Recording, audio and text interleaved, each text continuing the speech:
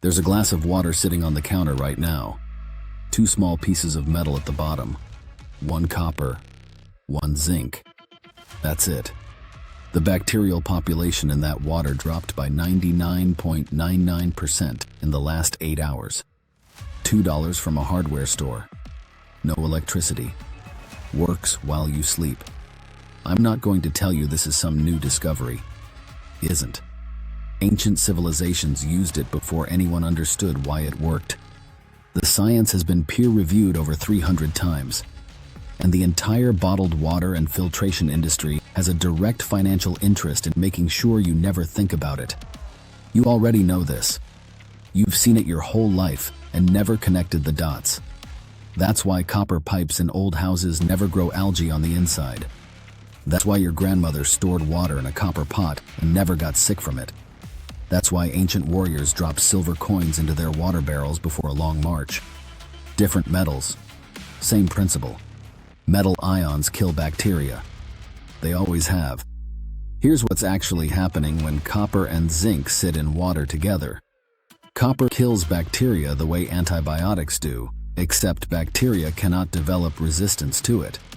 Antibiotics work by targeting specific biological pathways in bacterial cells. Bacteria mutate. They find workarounds. That's the entire antibiotic resistance crisis. Copper doesn't target a pathway. It attacks everything simultaneously.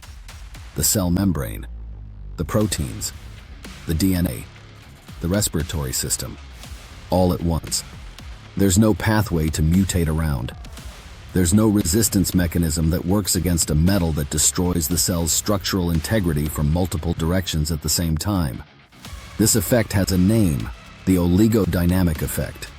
Formally discovered and documented in 1893 by Swiss botanist Carl Wilhelm Nageli, who observed that metal ions, even in trace concentrations, were lethal to microorganisms.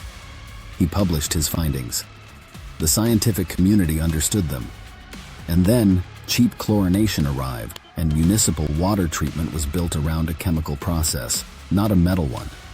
Not because copper stopped working, because chlorine was easier to sell and easier to scale.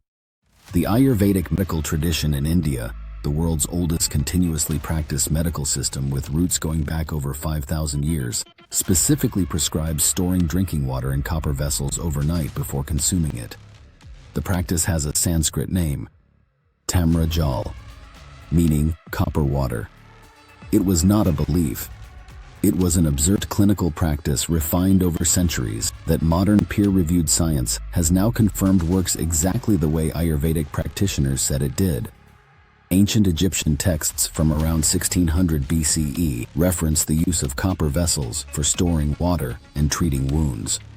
Researchers at Battelle Columbus Laboratories conducted a comprehensive literature search in 1973, tracing the history of copper's bactericidal properties across 312 scientific citations spanning 1892 to 1973.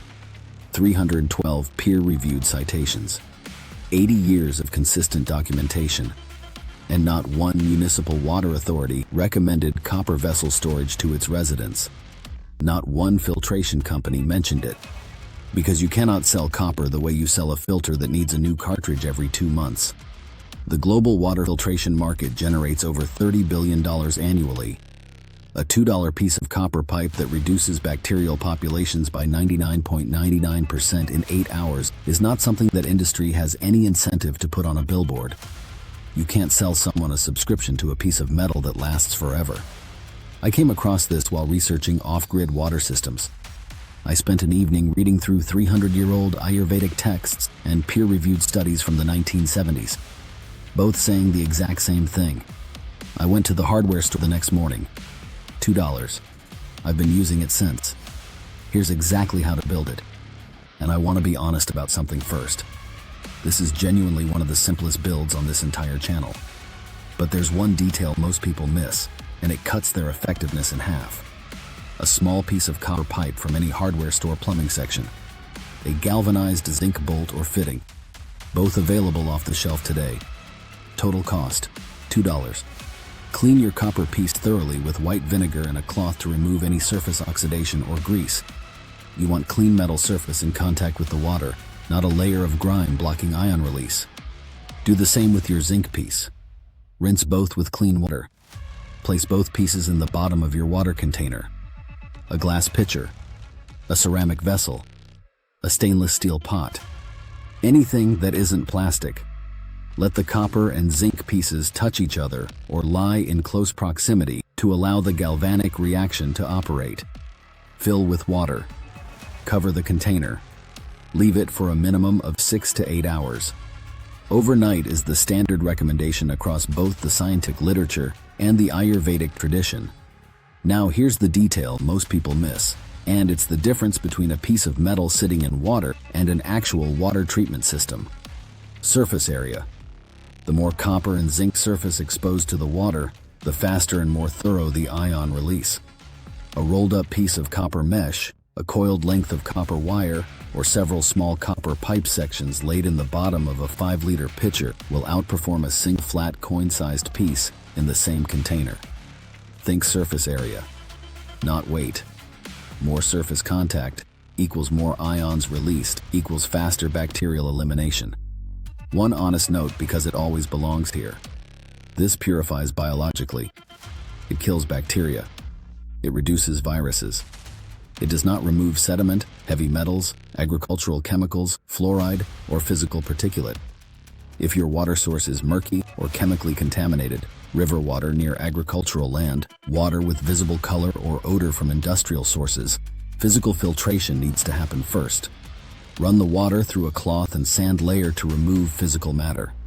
Then let the copper and zinc do the biological work overnight. Used correctly, it is one of the most powerful passive water treatment tools ever documented. Used incorrectly as a substitute for filtration when filtration is needed, it's incomplete. Understand the difference, and you have a tool that ancient civilizations trusted with their lives, that 312 peer-reviewed studies confirm, and that costs $2 from a hardware store. The World Health Organization estimates that 2.2 billion people globally lack access to safely managed drinking water. Contaminated water causes an estimated 485,000 diarrheal deaths every year, the majority of them children under 5. The metals that address the bacterial component of that problem have been studied for over a century, are available globally, are inexpensive enough that even the most resource-limited communities can access them, and require no electricity, no infrastructure, and no supply chain. What's missing is the financial incentive for anyone with a marketing budget to put it in front of people. A $2 piece of copper pipe doesn't generate recurring revenue. A filtration system with proprietary cartridges does. Somewhere in the last 100 years, as the hardware store filled up with branded water treatment products, this knowledge stopped being passed down. The old knowledge just quietly sat on a shelf and gathered dust. $2.